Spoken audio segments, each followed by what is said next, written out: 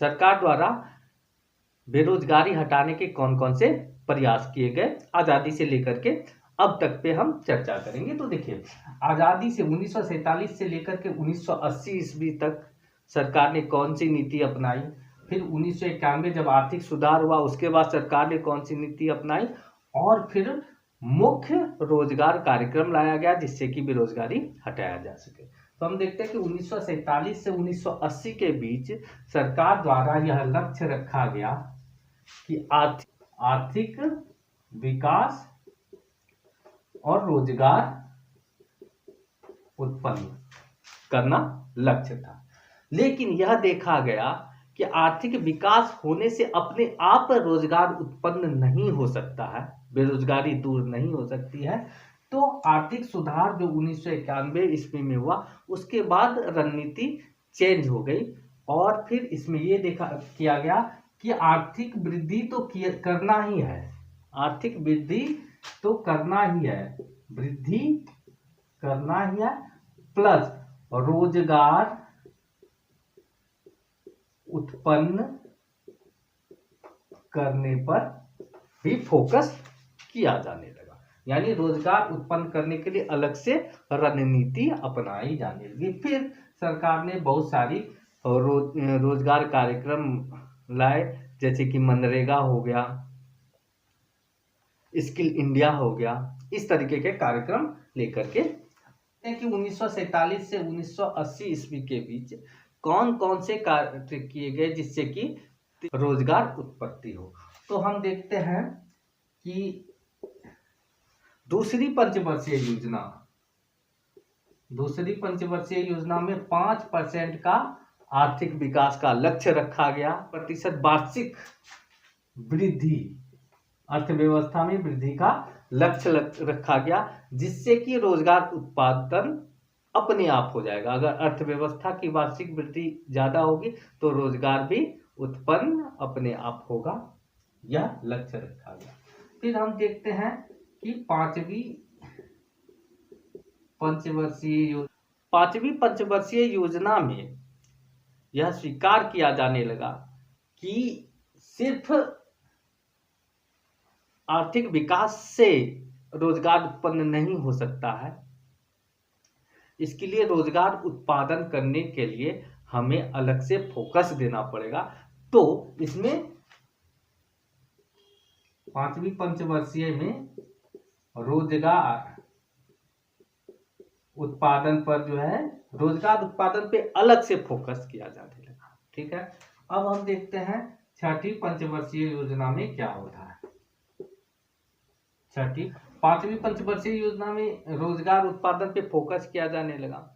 छठी पंचवर्षीय योजना में यह स्वीकार किया गया कि सिर्फ सरकारी क्षेत्र ही नहीं, निजी क्षेत्र पर भी ध्यान देना पड़ेगा। हमारा निजी क्षेत्र में रोजगार उत्पादन, निजी क्षेत्र में पर फोकस किया जाने लगा। ठीक है, इसमें रोजगार उत्पादन पर फोकस किया जाने लगा और इसके साथ यह भी स्वीकार किया जाने लगा कि निजी क्षेत्र में हम उत्पादन को बढ़ाएं और साथ साथ उसी हिसाब से कामगार को भी उपलब्ध कराएं। तो इसमें स्वरोजगार पर भी फोकस किया जाने लगा, अलग अलग प्रकार की योजना। अब हम देखते हैं सातवीं पंचवर्षीय योजना में क्या होता है। सातवीं पंचवर्षीय योजना में यह लक्ष्य रखा गया कि रोजगार उत्पादन के लिए अलग क्षेत्र को चुना जाए, यानी ग्रामीण विकास को चुना जाए, ग्रामीण विकास पर फोकस किया जाए। ग्रामीण विकास पर फोकस होने से क्या होता, ग्राम में अपने आप रोजगार क्रिएट होता, तो इसलिए ग्रामीण विकास पर ध्यान दिया गया और यहां भी स्वरोजगार पर फोकस किया गया और इसके लिए विभिन्न सरकारी कार्यक्रम आए।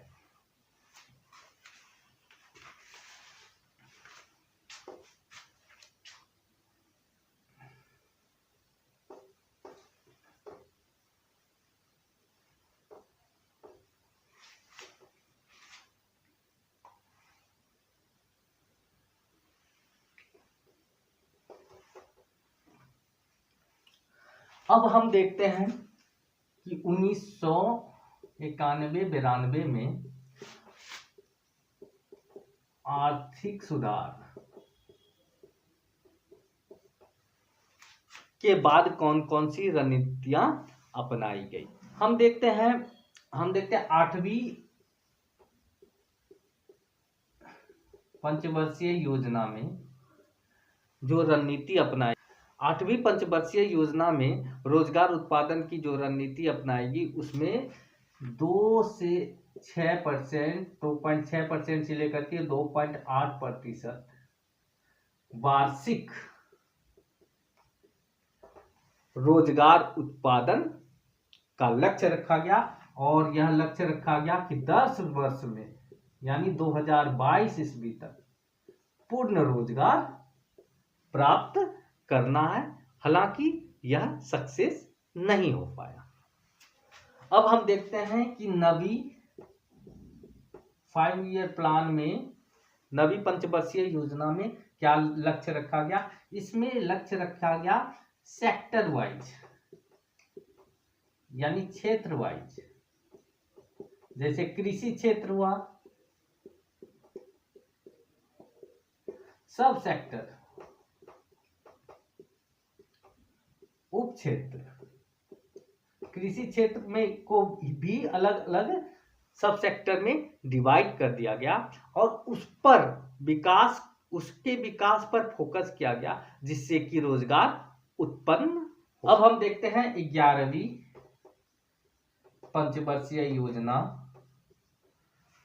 11वीं पंचवर्षीय योजना में अस्थायी रोजगार से फोकस हटाते हुए अस्थायी रोजगार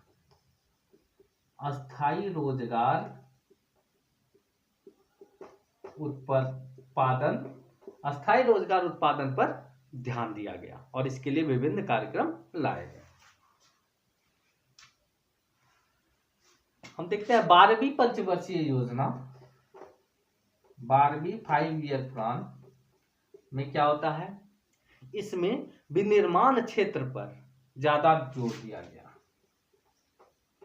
विनिर्माण यानी मैन्युफैक्चरिंग क्षेत्र पर ज्यादा ध्यान दिया गया और यह स्वीकार किया गया कि इसी पे फोकस करेंगे तभी रोजगार उत्पन्न हो सकता है।